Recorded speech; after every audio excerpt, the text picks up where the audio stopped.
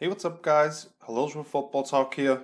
Now that the NFL and its Player Association have finally reached an agreement on how the preparation for the 2020 season will look like and a couple other things, this is the most clarity we've had in months, and even though there will be a lot of lifting and running early on, training camp is about to kick off.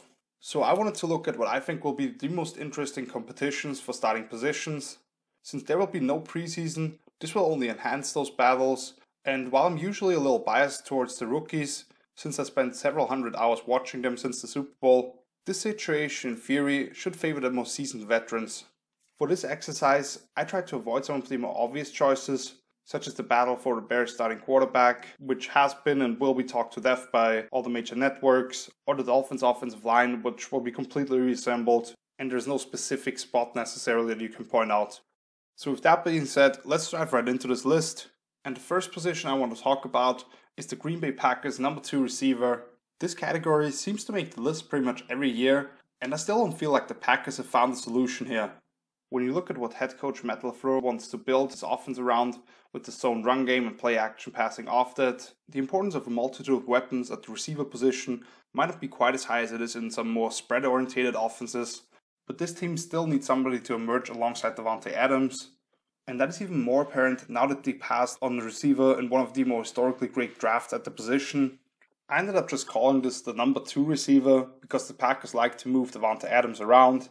And if they use more 12 and 21 personnel this year, which I think will be the case since they seem to have high expectations for Chase Sternberger coming into his second season as a tight end, and then drafting that flex H-back type in Cincinnati's Josiah DeGuara in the 3rd round already, it is more about just having that second guy on the field for them who can play inside and out. Coming into last season, Geronimo Allison seemed to be the guy that Rodgers had the most trust in outside of his number 1 receiver, but he's now moved on to Detroit, and when you look at the other guys here, Allen Lazard, he emerged as a dependable target over the second half of last season. After coming in as an undrafted free agent 2 years ago, he made some plays because of being a big body target who did his best work in the slot and only dropped 2 of 37 catchable passes his way for the second highest team total of 477 receiving yards. However, when I look at the rest of this roster, to me the Packers have 2 more talented players waiting to finally establish themselves in the pros as well. The first one being Marcus Wallace-Scantling, who came in as 5th round pick in 2018 as a very talented player running in the mid 4.3s at 6'4", 205 pounds, and he's had pretty much all the chances he needed and maybe believed to be able to break out last season, but unfortunately drops and just inconsistent play overall have limited his production so far. And that second guy they picked up in that 2018 draft with their 6th round pick is Equanimeous St. Brown, formerly of Notre Dame, another one of those height, weight, speed freaks. And the first time he was put on offense, he actually had a big game against the Lions. But other than that, his rookie campaign was more about flashes and just lacking trust from his quarterback at times, before he missed all of last season with an ankle injury that he suffered in preseason. And when I look at this trio, you kind of have to question if any of those 3 guys will be major contributors in 2020, which is exactly why a lot of people question not using any draft capital on that receiver position, including me, and that role for the number 2 could be somewhat combined by all 3 of them, but at least the starting gig is up for grabs right now. The second position I want to talk about here is the Philadelphia Eagles slot corner or nickelback, and when you look at what Philadelphia has done these last few years, they've played about 5 or 6 different corners in each of the last 2 seasons, which was due to injury for the most part, but also just trying to figure out who they can rely upon, and barely playing any base personnel anymore. This offseason, the Eagles took advantage of an opportunity that came up when Darius Slay demanded a trade from the Lions, and they got the chance to acquire the true number 1 corner. I also think Avonte Maddox, when healthy, has shown enough to earn that second starting spot, being deployed on the outside and as a slot corner, and only allowing 1 score in each of the last 2 seasons as their primary coverage defender, while also being a reliable tackler. Only missed right around 10% of his attempts over that stretch. I would expect him to switch more to a field side corner role full time, with Slay matching up against single receivers, because Philly has more options in the slot. The most obvious one here seems to be Nickel Roby-Coleman, an 8-year veteran who has played more than half of the defensive snaps in every single season of his career, but I think he has become a little overrated just because of the great name he has for the position that he plays, since he's allowed about 2/3 of the passes his way to be completed over the last 2 seasons, and just missing too many tackles. Sidney Jones is a guy that the Eagles still have a lot of hope for, was a highly touted cornerback prospect coming out of Washington a few years ago, but fell to the second round because of a torn Achilles, and he's never really fully recovered from that, while also fighting through some injuries ever since. I thought he definitely showed some promise last season finally, with better performance overall in coverage, tackling, and coming up with his first 2 career interceptions. So if he impresses that coaching staff in training camp, he could end up starting for them on the outside as well, if they feel more comfortable with Maddox in the slot. And the third guy in this conversation is this year's 4th round pick Kayvon Wallace from Clemson, who was labeled as a safety actually, but really played that big nickel role for the Tigers for the most part. I just love his competitive swagger, that ability to get involved as a blitzer, which fits really well with Jim Schwartz's aggressive play calling, sending the house even in some crucial situations and trusting his guy in man coverage, which has resulted in some issues in the past years. But now that he has the cover guys to do it, maybe he goes even more all out. But he may not be best suited to carry those speedsters down the seams, lacks maybe that true top-end speed, but definitely quickness out of his breaks, very physical player. So I believe all 3 bring something different to the table here, whether it's quality experience and a track record for Nickel Coleman, that high-level talent and feel for the position with Sidney Jones, or a more versatile player in Wallace who features strong run defense and blitzing ability. In the end, I could see all 3 log around 50% of the snaps, just with how many DBs Philly likes to play at the same time. But since nickel will be the base personnel anyway, one of these 3 guys will officially be considered as a starter.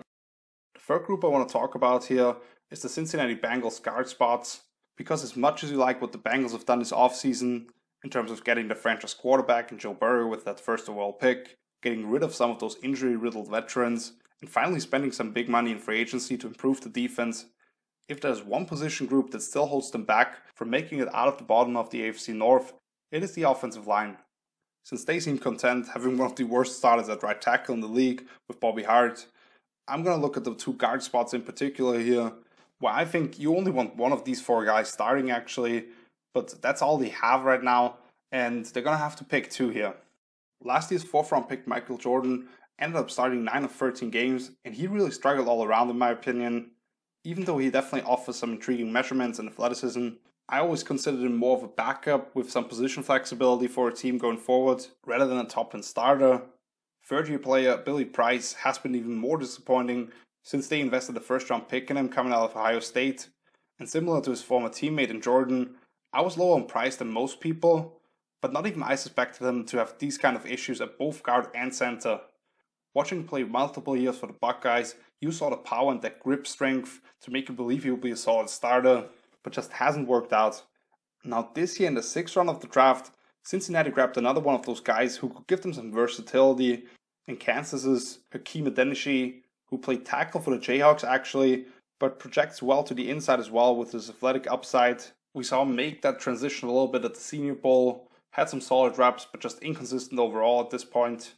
And then the guy thrown into the mix with these 3 young players is Xavier Su'a-Filo, who was once seen as a rather disappointing 2nd round pick for Houston himself, but then ended up starting 31 of 32 games over the last 2 seasons with the Texans, and was a quality backup for Dallas these last 2 years, who played very well when inserted into the starting lineup. So maybe he's the guy who gives the Bengals the most stability on the interior, but then they still need to pick somebody on the opposite side of center Trey Hopkins.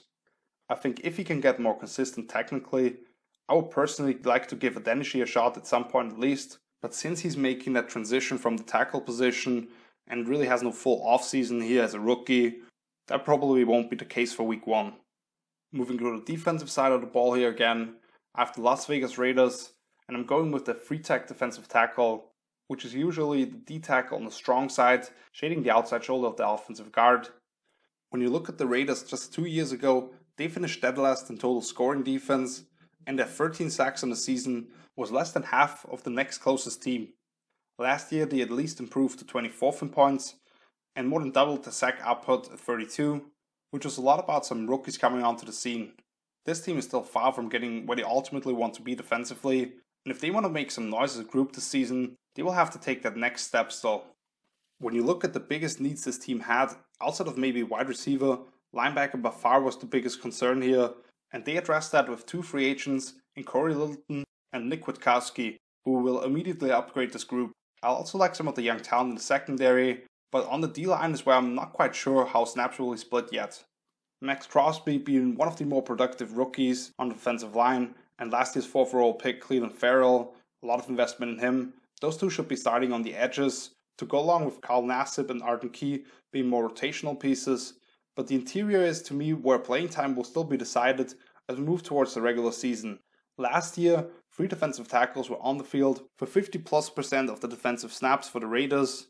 Those guys were Jonathan Hankins, PJ Hall, and Maurice Hurst. And in free agency, they grabbed former Cowboy Malik Collins and took him to Vegas with them. Like I said, for this discussion, I'm looking at more the strong side D tackle in particular, and since Hall has primarily taken on the role of that one technique as a shade nose, who mostly gets subbed out on passing downs, I'm not going to consider him here. Hurst to me is the most interesting of the bunch, since I was really high on him coming out of Michigan because of the disruptive style of play he presented, but he dropped all the way to the 5th round of the 2018 draft, mostly because of a pre-existing heart issue. In 29 career games, he has recorded 7.5 sacks and 7 more tackles for loss, but I'd have to say he hasn't quite lived up to my expectations for him, which to be fair, are pretty high. Hankins actually led this group in playing time last season as a 16-game starter, who made most of his impact against the run, and also carried the biggest cap hit, which was around $5 million. That was until they signed Collins this offseason, who was a promising young player in Dallas, but couldn't get paid because of all the other high contracts they have already handed out. In 4 seasons with America's team, he recorded 20 tackles for loss, 14.5 sacks, and an additional 40 quarterback hits. However, I'm not quite sure how much he has improved overall. Hankins to me could split some time at shade nose as well, has the body type. Overall, all these guys should play some significant snaps, but the question is, who will emerge as the top option here? And how much could that entire group be subbed out, since they have 3 defensive ends that have the body type to slide inside on passing downs in subsets? Next up, we'll try to figure out who the starting running back of the LA Rams will be.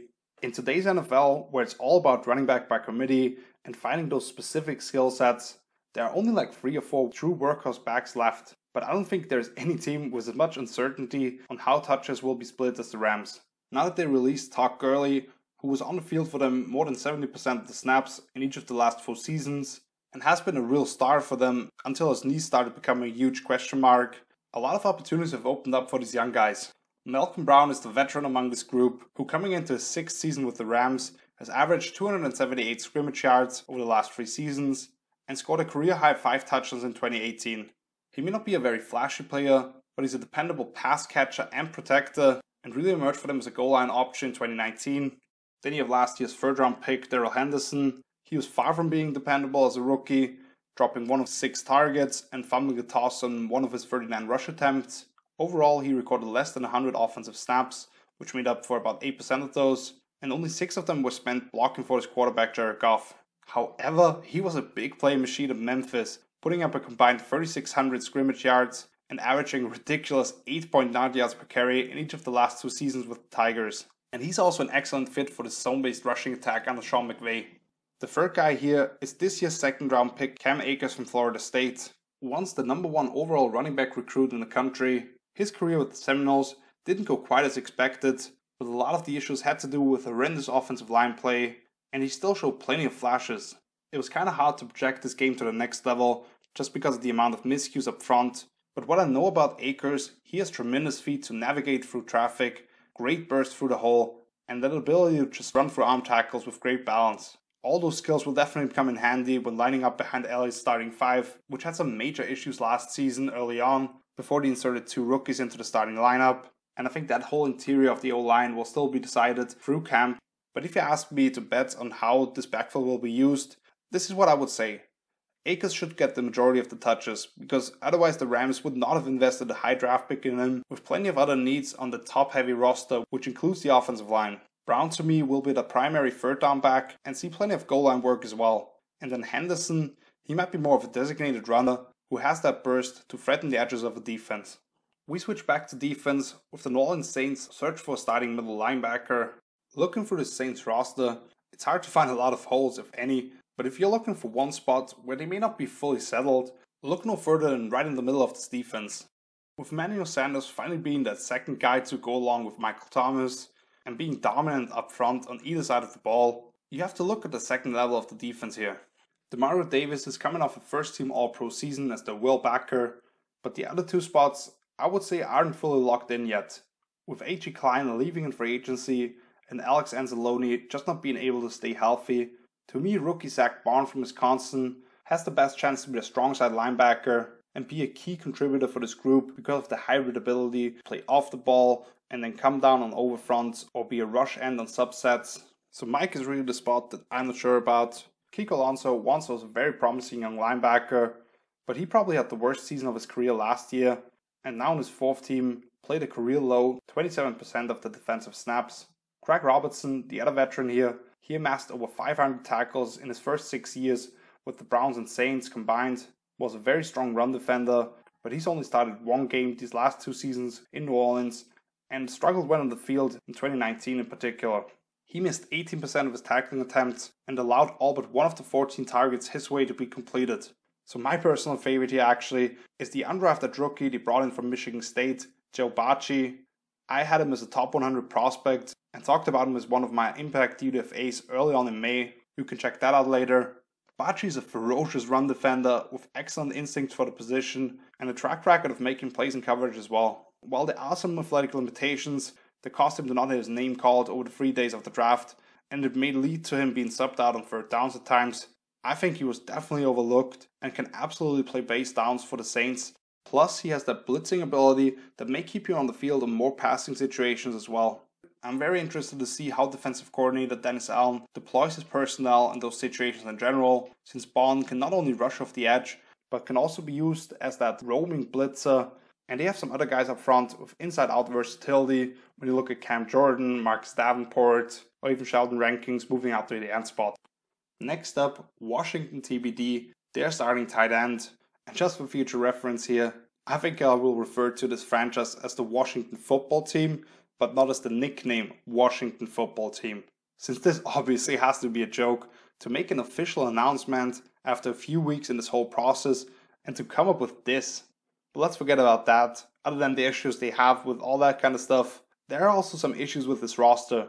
There's plenty of things to like here as well. The defensive line is filled with first round picks.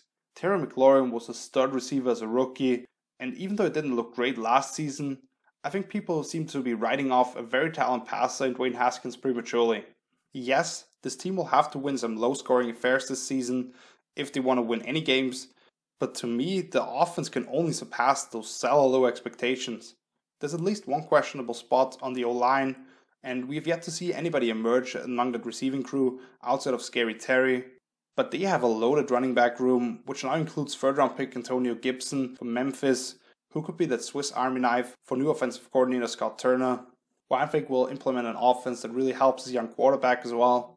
But the one spot that is definitely still up for grabs here is tight end. When you look at the Turner offense, that Y has to be able to execute multiple run schemes as an inline blocker, but then also run wide receiver routes from detached alignment. With those demands from the position, I was surprised Washington didn't go after a more established tight end in the offseason.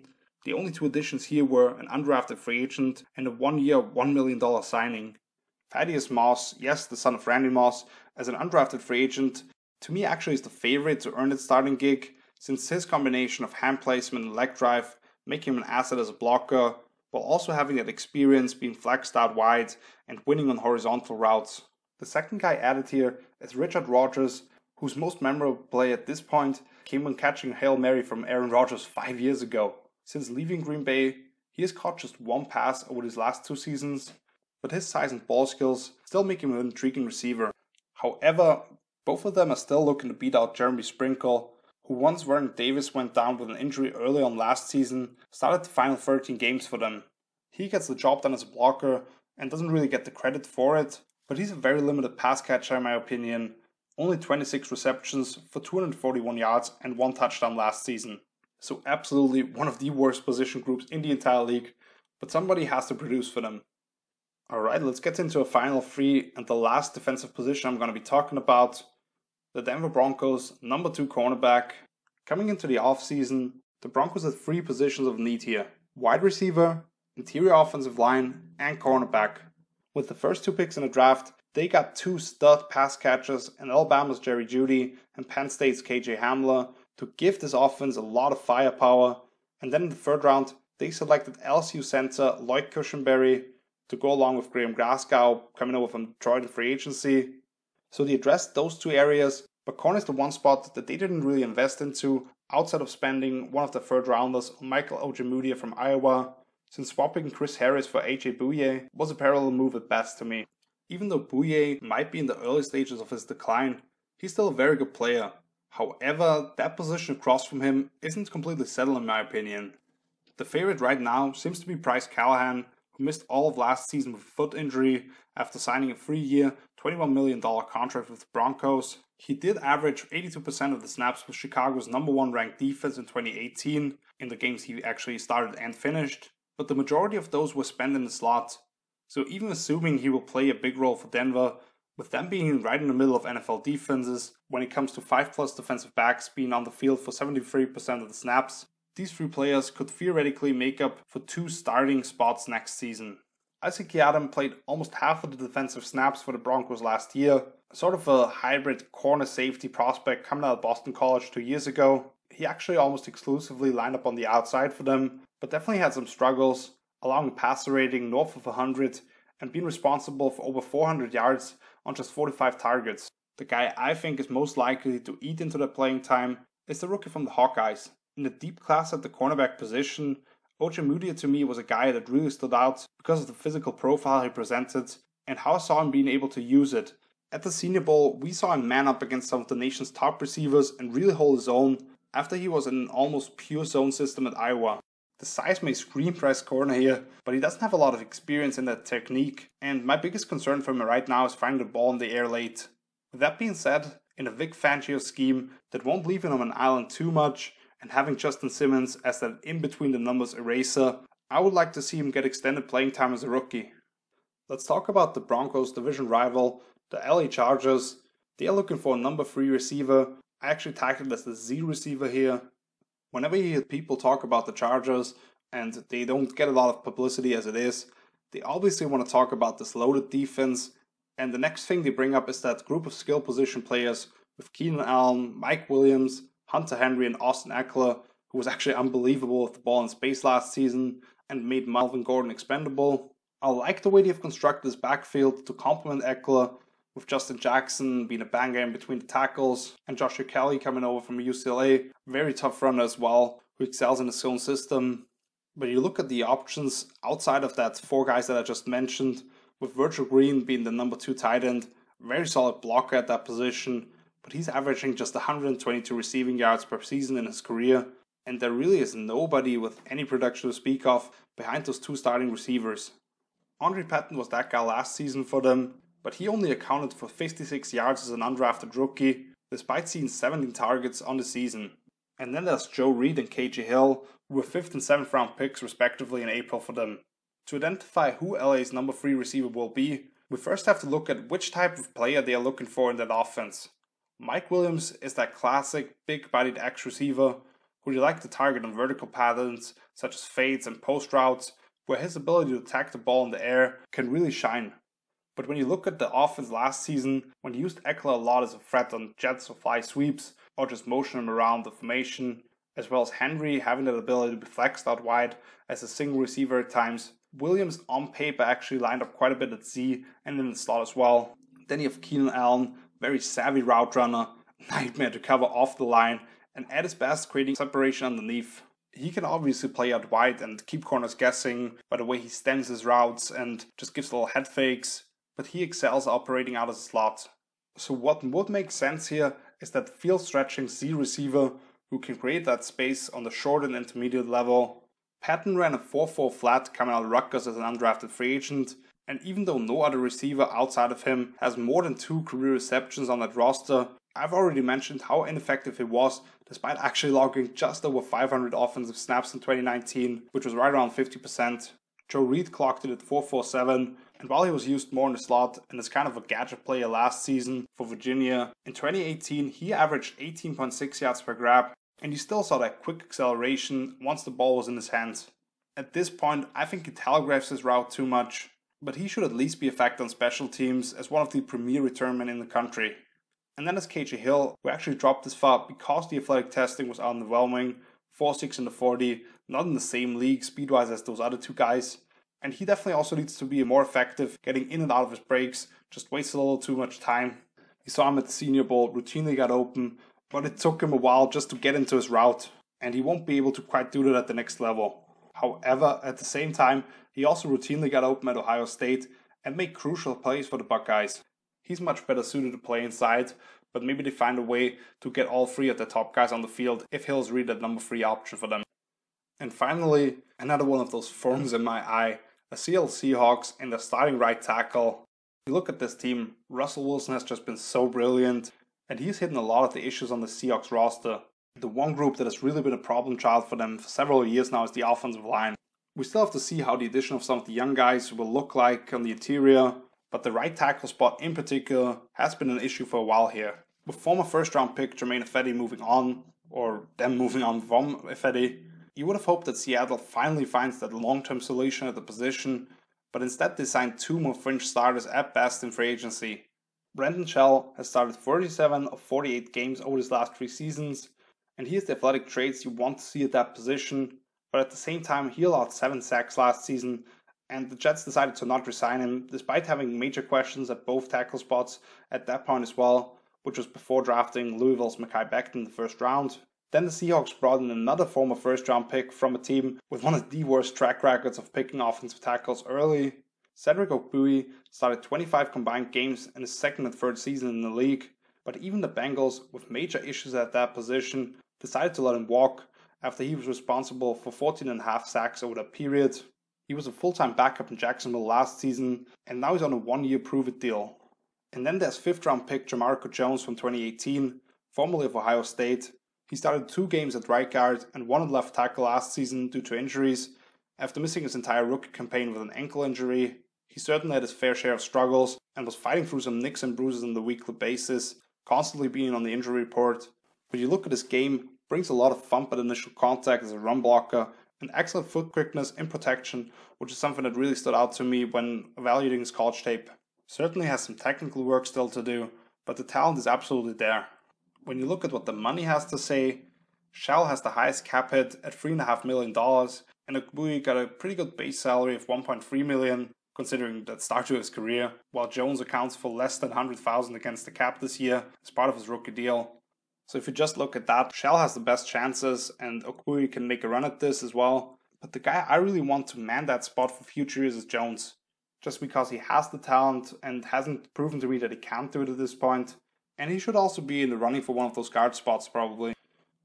Alright, let's just run through some other notable position battles going on at training camp. For the Chicago Bears, I wrote on the nickelback position.